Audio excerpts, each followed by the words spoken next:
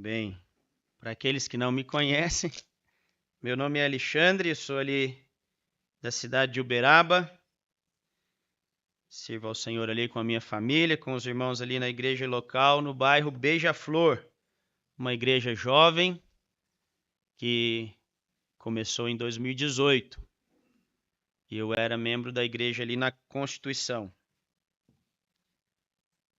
Muito bem. Eu gostei muito deste versículo que está aqui na capa. Todo mundo ganhou o manual do acampante aí, né? Nós vamos começar com ele. Salmo 31, verso 3.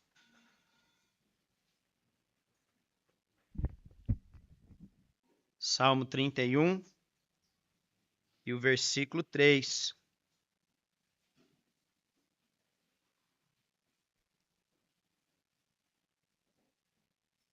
Agradecer aos irmãos, né, pelo convite de mais uma vez poder estar com vocês nesses dias de acampamento.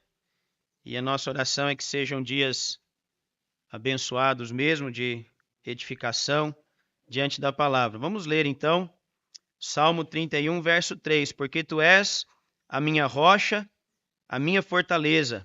Por causa do teu nome, tu me conduzirás e me guiarás. A versão que está aqui no manual do acampante diz: porque tu és a minha rocha, a minha fortaleza. Assim, por amor do teu nome, guia-me e encaminha-me. Deus possa de fato nos abençoar na meditação, no estudo da sua palavra. Quando eu era jovem, a gente cantava um corinho que dizia: andam procurando a razão de viver. Eu nem vou lembrar a letra certinho, mas é mais ou menos isso. Andam procurando a razão de viver, neste mundo mau, querem paz receber, né?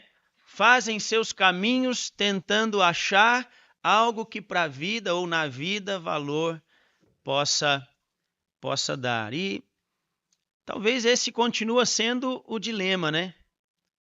A razão de viver. Por que é, de fato, que nós estamos aqui? Por que Deus me colocou neste mundo? Qual é a razão, né, da minha existência? E nós cantávamos animados, né, esse corinho, mas às vezes nós não paramos para, de fato, compreender que eu preciso da resposta, eu preciso saber qual, de fato, é a razão, o propósito, né, o motivo de eu estar aqui. E eu queria, então, hoje de manhã, começar pelo começo. Tudo começa em Deus. Tudo começa em Deus. Colossenses 1, 16 e 17.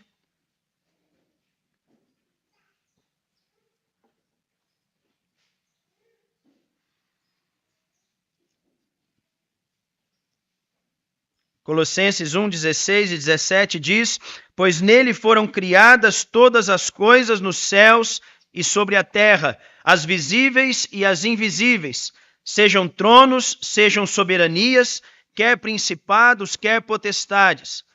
Tudo foi criado por meio dele e para ele. Ele é antes de todas as coisas, nele tudo subsiste. Há uma versão chamada A Mensagem, Bíblia na linguagem contemporânea, e ela diz mais ou menos assim: pois tudo, absolutamente tudo, acima e abaixo, visível e invisível, tudo começou nele, e nele, em Deus, encontra propósito. Tudo começou em Deus, e em Deus nós encontramos verdadeiro propósito. Então, nós podemos dizer hoje de manhã que, jovem, você não é o foco. Você não é o centro. Se você quer entender a razão de viver, o propósito de vida, o motivo, então não pensa primeiro em você. Pensa primeiro em Deus. O que Deus tem para mim, né?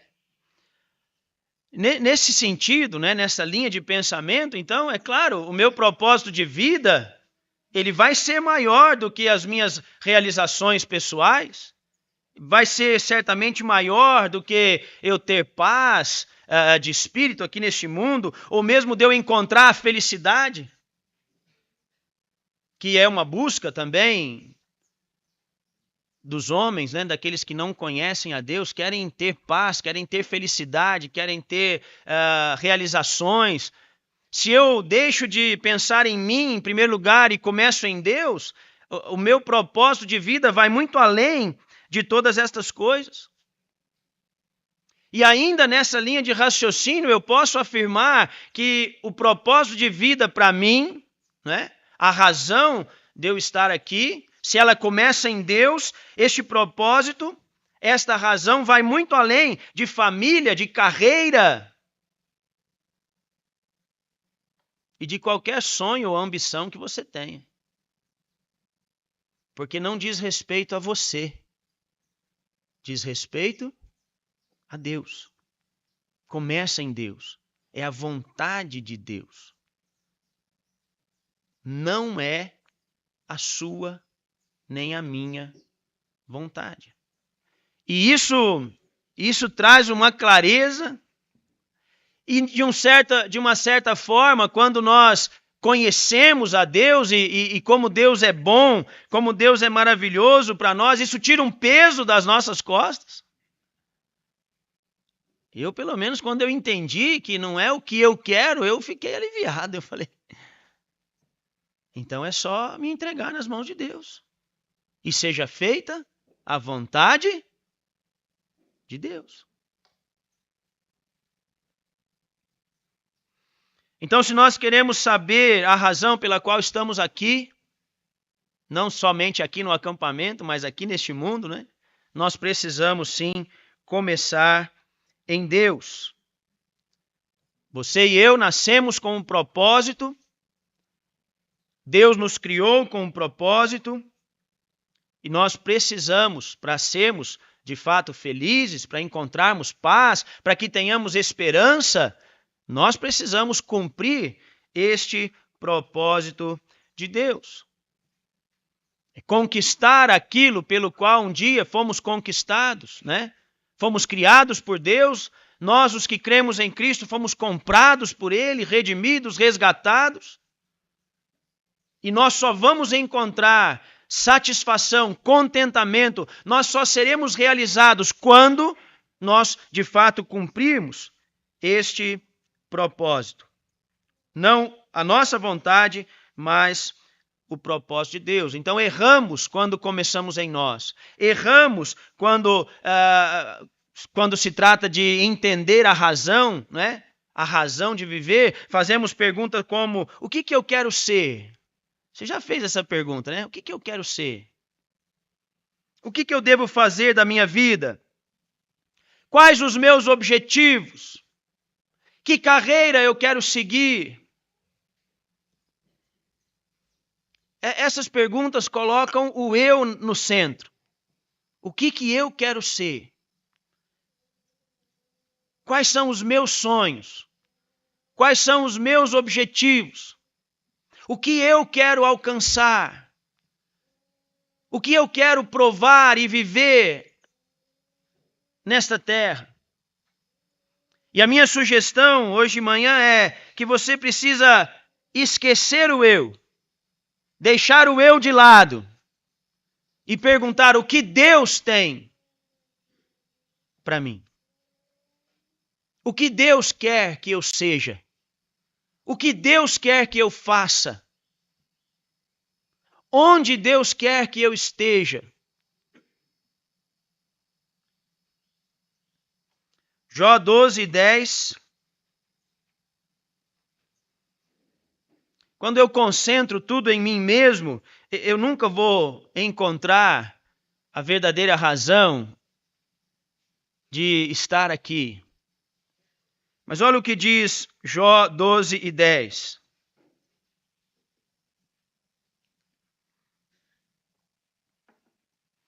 Na sua mão está a alma de todo ser vivente e o espírito de todo o gênero humano.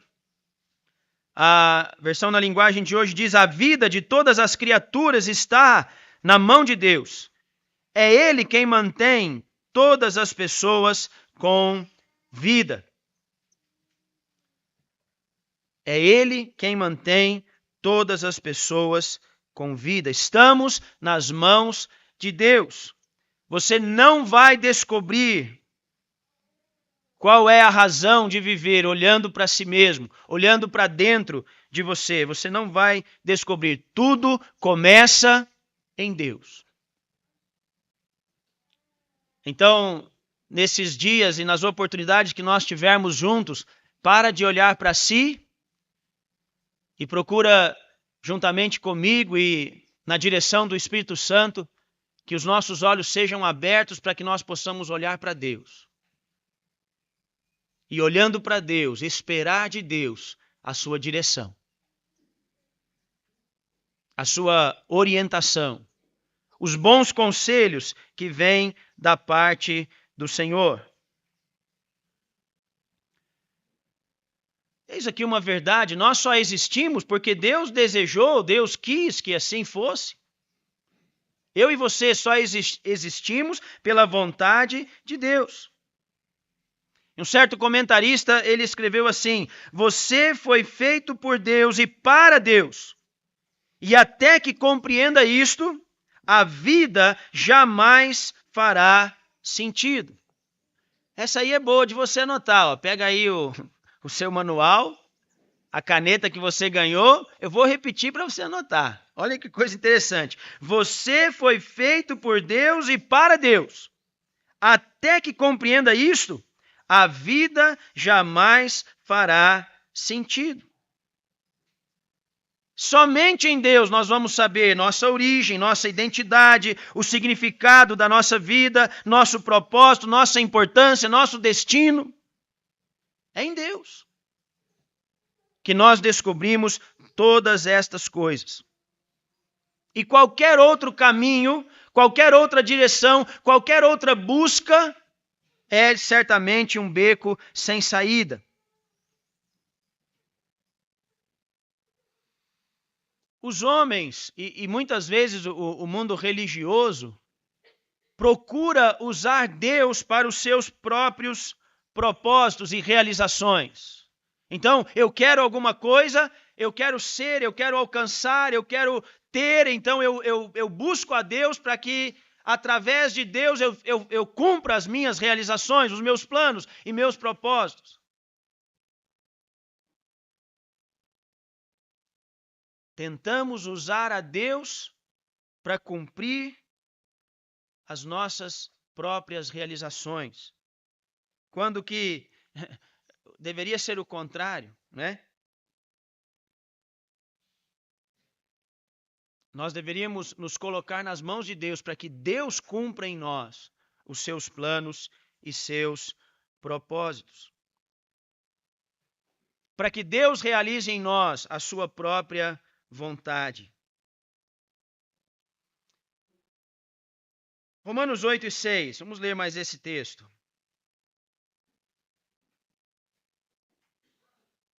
Assim nós podemos dizer que viver é deixar Deus usá-lo. Deus usar você, jovem, para os propósitos dele. Isso é viver, isso é nova vida, isso é vida eterna. Isso é desfrutar da presença de Deus. Isso é desfrutar das bênçãos de Deus. Permitir que Deus nos use para os seus propósitos, não os meus.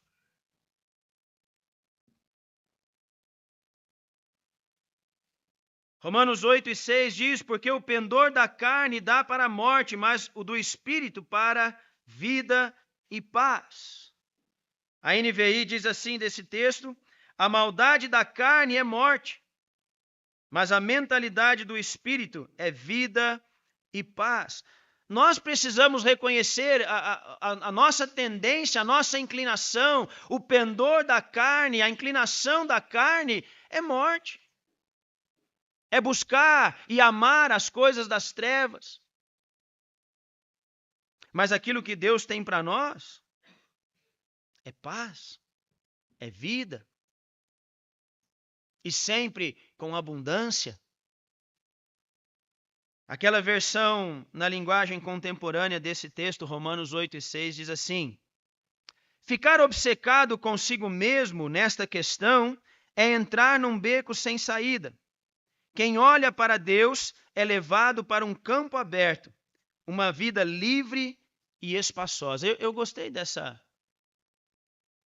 tradução. Quando eu estou focado em mim, eu estou num beco sem saída, eu não tenho opções. O meu coração é enganoso, as minhas oportunidades são poucas e fatalmente a minha inclinação sempre vai me levar para vergonha, desobediência, fracasso. Nós estamos falando de coisas espirituais, né? Talvez você tenha sucesso material, sucesso entre os seus companheiros, reconhecimento, mas isso não quer dizer que você vai ter isso para a eternidade. Agora, quando nós nos entregamos a Deus, quando nós queremos que Deus dirija a nossa vida, ali há um campo aberto, há um lugar espaçoso, nós estamos livres, temos liberdade no Espírito Santo para servir a Deus e para ser aquilo que Deus espera que nós sejamos, ou aquilo que Deus nos criou para ser. E não há nada melhor, nada mais maravilhoso do que isso. Estar no centro da vontade de Deus. Provar a cada dia a presença, o cuidado, a direção de Deus. Ficar obcecado consigo mesmo é entrar num beco sem saída. Mas quem olha para Deus é levado para um campo aberto, uma vida livre e espaçosa. Nós vivemos dias de algo que faz muito sucesso, é a tal da autoajuda, né? Mesmo entre a literatura cristã, a gente encontra muitos escritos, né, com esta tendência, né, de autoajuda. Abordam o assunto numa perspectiva, mais uma vez, muito egocêntrica, muito focada no eu. Propõem passos de sucesso, passos de vitória, passos em que você vai encontrar algum tipo de realização, e são sempre os mesmos, né? Nós podemos citar alguns aqui, ó. Dê importância aos seus sonhos. Quem nunca ouviu isso, né? Quem nunca achou isso interessante? Dê importância aos seus sonhos, defina os seus valores, estabeleça metas, descubra as suas habilidades. Não desista nunca. Você é capaz. Só você pode dizer onde você chega. Tudo focado no eu. Eu. Acredite em você mesmo. Seja disciplinado. Essas coisas, elas podem levar ao sucesso. Podem.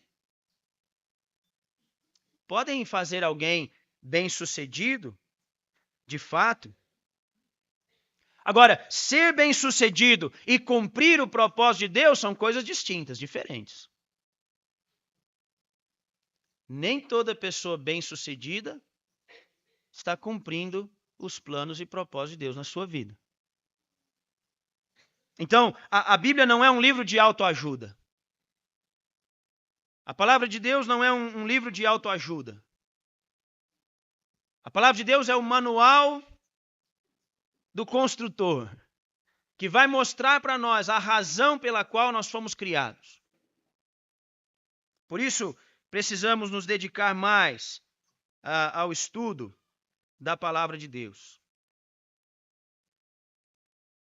Você pode alcançar seus objetivos pessoais, você pode alcançar sucesso, você pode alcançar alguma prosperidade, e isso bem longe dos planos e propósitos de Deus na sua vida. Pode ou não pode? Pode. Mas você não vai ter alegria, nem paz, nem realização completa. Sem dúvida nenhuma.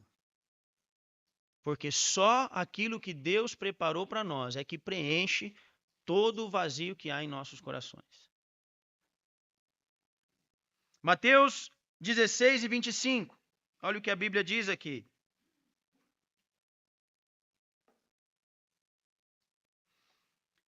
Quem quiser salvar a sua vida, perdê-la-á. Quem perder a vida por minha causa, achá-la-á. Versão na linguagem de hoje. Pois quem põe os seus próprios interesses em primeiro lugar, nunca terá a vida verdadeira, mas quem esquece a si mesmo, por minha causa, terá a vida verdadeira. E nós podemos fazer aqui uma aplicação, então. Quem coloca os seus interesses em primeiro lugar, nunca vai desfrutar de todas as bênçãos de Deus. Mas quem esquece de si mesmo, nega-se a si mesmo, esse sim vive aqui na terra e por toda a eternidade o resultado, o fruto, as bênçãos de estar cumprindo a vontade do Senhor. Um certo pregador disse: autoajuda não é ajuda. O autossacrifício é o caminho para que vocês descubram a sua identidade. Por que o autossacrifício? Quais foram as palavras de Cristo quando ele disse: aquele que quer vir após mim, negue-se a si mesmo. Tome a sua cruz e siga. Negar-se a si mesmo é um autossacrifício. Talvez o mais difícil dentre todos os outros, que Cristo ainda disse: olha, aquele que quer vir após mim e não aborrece pai, mãe, irmão, irmã e tudo mais, né? O amor a Deus, o amor a Cristo, em comparação com outros amores, ele é tão acima. Negue-se a si mesmo. Mata o eu. Aniquila o eu. É algo radical, é um sacrifício. Tira o eu do centro e coloca Cristo no trono. E entenda então a vontade do Senhor na sua vida. E para de ficar ouvindo esses coaches, né, que tem por aí. Você não precisa de autoajuda. Você precisa de Deus. Você precisa de Cristo. Você precisa da direção do Espírito Santo.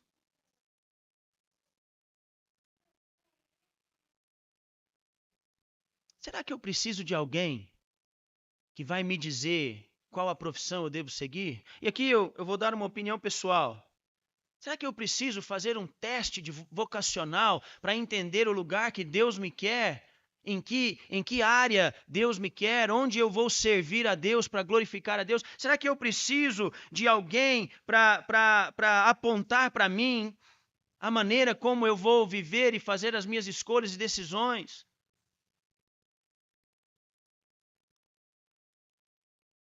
Nós estamos buscando direção com pessoas que não conhecem a Deus. Nós estamos buscando direção com pessoas que não se curvaram a Deus, tendo conhecimento de Deus, nunca glorificaram a Deus. E são essas pessoas que dirigem as nossas vidas.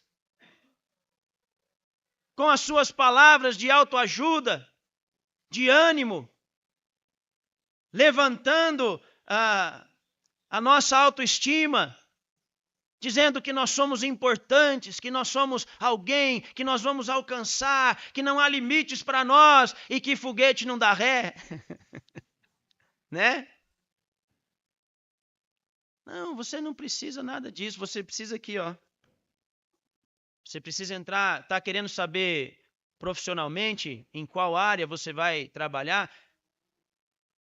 Entra no seu quarto, fecha a porta e ora a Deus: Senhor, eu preciso da sua direção. Onde, como, quando? Quer saber a moça com quem você deve se casar para que você tenha uma vida feliz na presença de Deus? Ou o rapaz? Porque um casamento mal feito acaba com um servo ou uma serva de Deus. Entra no teu quarto, fecha a porta e ora a Deus. Me ajuda, Senhor. Eu abro mão das minhas preferências. Entende isso? Eu abro mão das minhas preferências. Eu não faço nenhuma exigência. Eu não tenho nenhuma vontade aqui. Eu quero que o Senhor me mostre a vontade do Senhor em todas as coisas. Eu estou dando 2 exemplos bem práticos, profissional, né, relacionamento, mas em tudo. Abra mão das suas preferências para que o Senhor te leve para o melhor lugar do mundo, para a melhor posição do mundo, que é aos pés de Cristo, ouvindo as suas palavras, sendo instruído e direcionado por Ele. Uma coisa só é necessária, disse o Senhor Jesus. E aquela que se assentou aos pés de Cristo escolheu a melhor parte, e isso não lhe será tirado.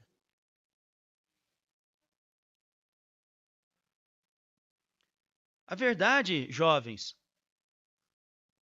é que nós precisamos fazer menos. Às vezes nós temos feito tanto, corrido tanto, nós precisamos fazer menos. Você precisa focar, você precisa encontrar aquilo que é mais importante. Você precisa entender o que a Bíblia diz quando o Senhor Jesus disse: buscai em primeiro lugar o reino de Deus e a sua justiça, e todas as demais coisas Deus há de acrescentar segundo a sua vontade. Nós precisamos compreender o que é isso de fato.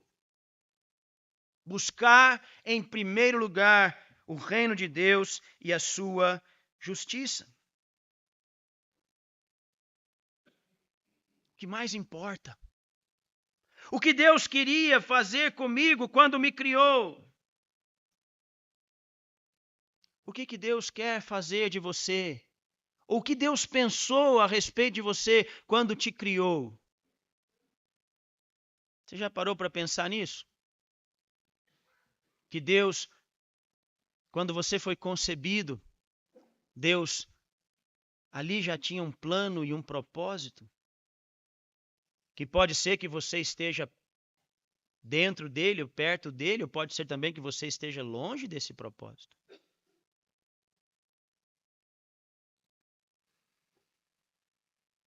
Há 2 maneiras de nós buscarmos, então, a compreensão da razão pela qual nós fomos criados por Deus. Uma delas é a especulação. Quem sabe o que é especulação aí?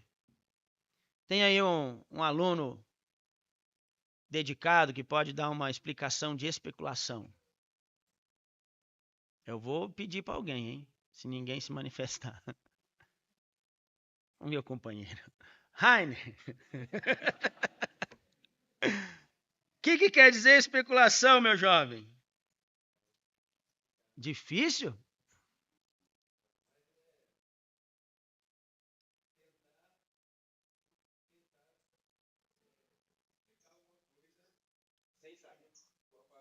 Muito bem. Tentar explicar alguma coisa sem saber qual é a verdade. É uma análise, né? É uma pesquisa, e eu estou escrito aqui por isso que eu sei, viu?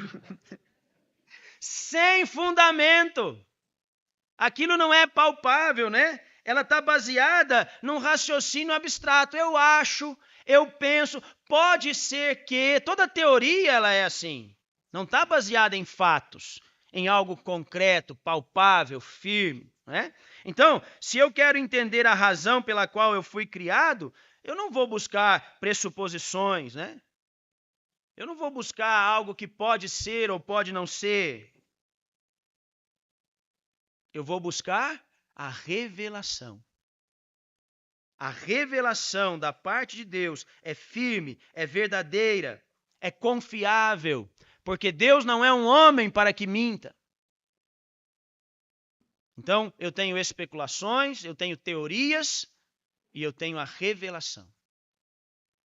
Onde eu vou buscar o motivo ou a razão pela qual eu fui criado, pela qual eu nasci? Nas especulações? Nas teorias? Ou eu vou buscar na revelação? Na verdade de Deus? Vocês compreendem a firmeza e o valor da palavra? Os céus e a terra hão de passar, mas as minhas palavras, diz o Senhor, não passarão.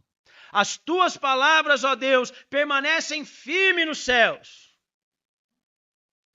Tudo isso que nós estamos vendo aqui, que nós vamos aproveitar durante alguns dias, tudo aquilo que você conhece neste mundo está reservado para o fogo. Vai passar, não dura. Mas a revelação, a palavra de Deus, onde eu posso encontrar a razão pela qual estou aqui e o que me leva para a eternidade, essa permanece para sempre. A tua palavra está firme nos céus. E assim, nós podemos dizer, né, a maneira mais fácil de encontrar a razão pela qual eu nasci, eu fui criado, é perguntar ao próprio Deus, o Criador. É o Senhor quem vai, de fato, conhecer todas estas coisas. 1 Coríntios 2:7.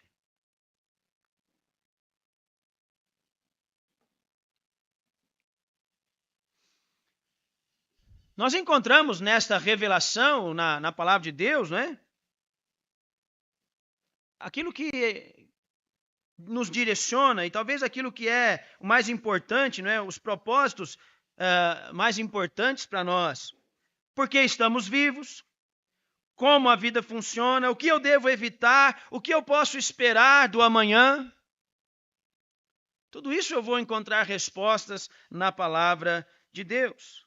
1 Coríntios 2:7 diz: mas falamos a sabedoria de Deus em mistério, outrora oculta, a qual Deus preordenou desde a eternidade para a nossa glória. E aquela versão na linguagem contemporânea diz assim, deste texto, 1 Coríntios 2:7. A sabedoria de Deus é algo misterioso, que encerra a profundidade de seus propósitos. Nada tem de vaga ou superficial, nada. A sabedoria de Deus não é vaga, nem tampouco superficial. Ela não é uma nova mensagem, é a mais antiga. O que Deus determinou como forma de produzir o melhor dele em nós, muito antes que entrássemos em cena. A palavra de Deus é firme. Deus estabeleceu planos e propósitos. Muito antes da criação do mundo, Deus pensava em cada um de nós. E isso é maravilhoso. Deus, em todo tempo, se lembrou de mim, pensou em mim, me criou com um propósito. E como é triste ver a maioria dos homens tão distante deste propósito. Por isso estão angustiados, deprimidos, correndo daqui para ali sem razão, sem propósito, sem esperança nenhuma. Mas como é bom deitar todas as noites, como o salmista disse, em paz me deito e logo pego no sono, porque eu estou guardado nos braços de Deus, dentro do propósito, dos planos e projetos de Deus.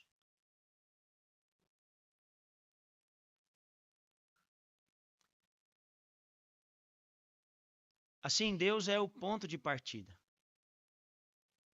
E a pergunta para nós, nesse momento, é: Deus é o ponto de partida para você?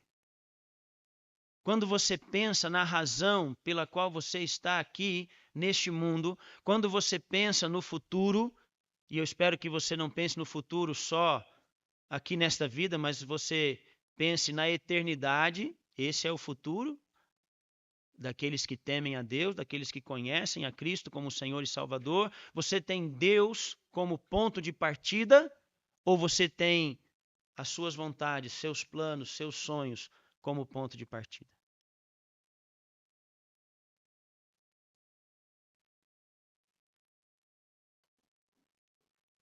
Deus não é só o ponto de partida da vida, ele é a fonte de vida. Deus é a própria vida. Cristo Jesus disse: eu sou o caminho, a verdade e a vida. Ele é o autor da vida, ele é a própria vida, ele é o doador da vida. E nós já temos pensado, ele veio para nos dar vida e vida em abundância. E esta vida abundante, ela pode ser desfrutada agora, hoje, na presença de Deus, para a glória de Deus.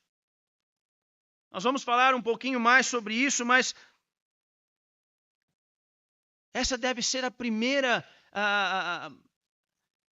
função, a primeira razão de estarmos aqui, glorificar a Deus. Esta escolha que eu estou prestes a realizar, este plano que eu estou prestes a colocar em prática, esta decisão, isto glorifica a Deus. É muito fácil saber. Eu posso, diante desta opção, diante de mim, diante desta atividade, diante disso que eu vou fazer agora, diante deste compromisso, eu posso dobrar os meus joelhos e agradecer a Deus e pedir que Deus me acompanhe nesta empreitada. Quantas coisas que nós fazemos e escolhemos, nós sabemos que Deus não vai conosco, não pode estar conosco, porque é uma desobediência direta à vontade, ao plano, aquilo que Deus já tem revelado na sua palavra. Então não glorifica a Deus. E a palavra diz, quer comamos, quer bebamos, ou façamos qualquer outra coisa, façamos tudo para a nossa glória, para o nosso prazer, para o nosso contentamento, é isso? Como que é então, jovens? Quer comais, quer bebais, ou façais qualquer outra coisa, façam tudo para a glória de Deus. Não há dúvidas que um momento como esse é para a glória de Deus. Deus nos convida a estarmos reunidos, a abrirmos a sua palavra, a considerarmos nela as suas instruções, os seus ensinamentos. Mas isso é assim também quando vamos embora de um acampamento como este? Aqui é muito bom, né? Acordamos já com os pensamentos na reunião, tem um devocional, as atividades, né? Depois as reuniões, à tarde é uma tarde livre, depois outras reuniões, palavra de Deus, hinos, corinhos, louvamos, cantamos, estamos em comunhão. Mas e quando nós saímos daqui? Naquelas decisões importantes que vão, de fato, direcionar todo o restante da nossa vida, e mesmo naquelas decisões que não têm tanta importância. Mas o texto é claro quando diz, façamos tudo para a glória de Deus. Tudo deve ser feito para a glória de Deus.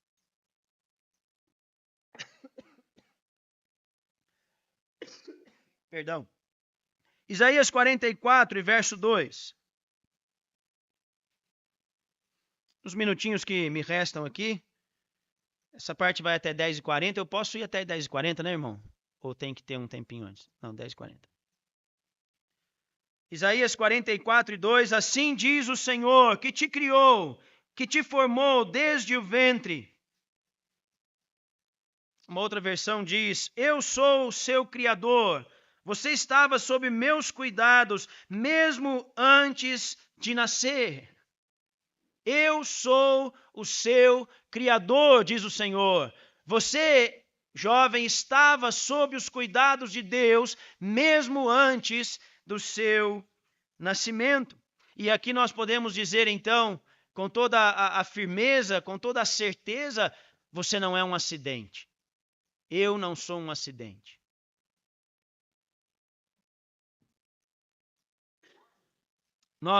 O nosso nascimento não foi um erro de cálculo, ou ainda que os pais, né, não estavam preparados para nós, Nós não somos um acidente.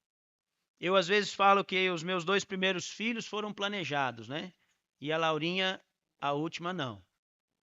Tem quase 10 anos de diferença entre ela e o segundo. Mas Deus planejou. Eu não planejei, talvez. Não que eu não quisesse. Eu não sei como que eu era feliz sem a Laurinha, né? Eu não consigo lembrar como que se eu era feliz antes dela. Mas Deus planejou. Deus conhecia. Deus sabe todas as coisas. Não foi um erro, não foi um infortúnio, não foi um peso, independente de quais as circunstâncias em que você nasceu. Entenda isso. Assim diz o Senhor que te criou, que te formou desde o ventre. Nenhum nascimento é um acidente da natureza, nenhum. Fomos criados por Deus.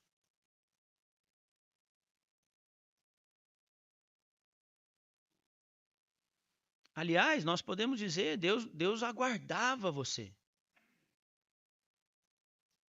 Deus aguardava. Nós vemos hoje, né, essa discussão tão séria quanto ao aborto, né? É permitido, não é permitido, é legal, é justo, em determinadas situações, não é? Deus leva em conta a maldade, o pecado do homem, a miséria do homem e toda geração, toda gestação, toda concepção de um bebê está dentro do plano e da vontade de Deus. Não é um acidente. Deus aguarda ansioso a vida de cada ser humano. Eu não tenho dúvida nenhuma em falar dessa maneira. Ainda que Deus sabe e conhece como é mau o coração do homem. Nesse sentido, Deus foi o primeiro a pensar em você. Por isso é tão lógico voltar a Deus para compreender onde eu vou encontrar, de fato, o meu lugar neste mundo. A razão pela qual eu estou aqui. Deus foi o primeiro a pensar em você. E a verdade é que nós não estamos aqui hoje de manhã e respirando e os nossos corações estão batendo e nós estamos vivos por acaso, por sorte, por coincidência, por destino, não. Nós estamos aqui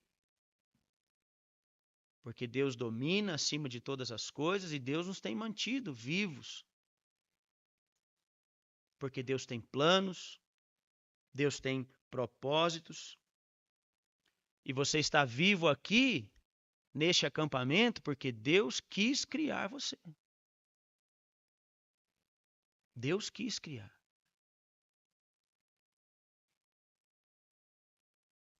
E isso é maravilhoso. Não sei se você se anima com isso. Deus quis me criar.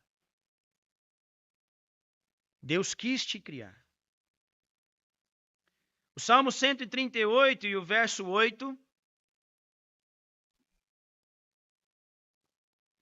Algum dos jovens podia ler para nós? Salmo 138 e verso 8.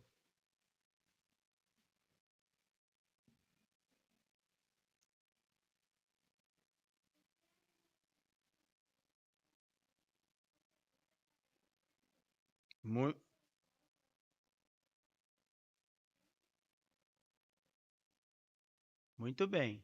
Obrigado. A NVI diz: o Senhor cumprirá o seu propósito para comigo. O que a mim me concerne, o Senhor levará a bom termo. O Senhor cumprirá o seu propósito para comigo.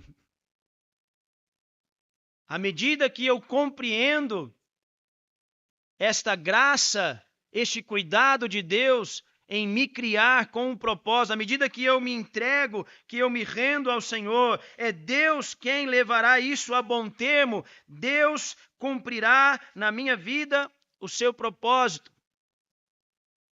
Mas muitas vezes, mesmo nas minhas desobediências, os planos e propósitos de Deus também se cumprem.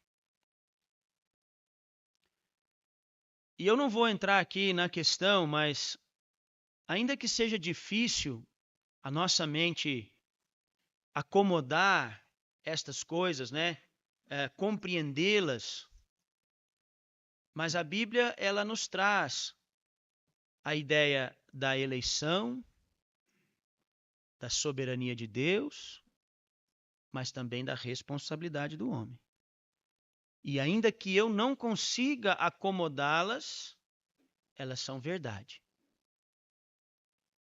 De uma maneira ou de outra, os propósitos de Deus se cumprem. O que eu estou querendo dizer aqui? Deus, ele não desconsidera a sua rebeldia,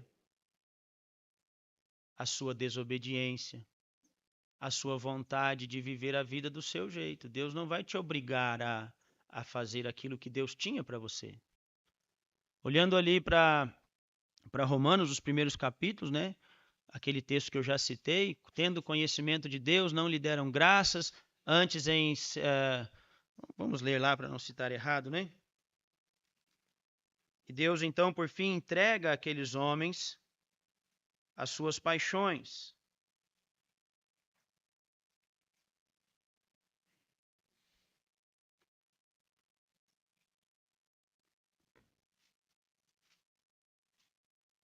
Romanos, capítulo 1,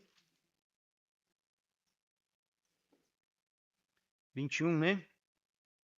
Tendo conhecimento de Deus, não o glorificaram como Deus, nem lhe deram graças, pelo contrário, se tornaram nulos em seus próprios raciocínios, e o coração insensato deles se obscureceu. Dizendo que eram sábios, se tornaram tolos.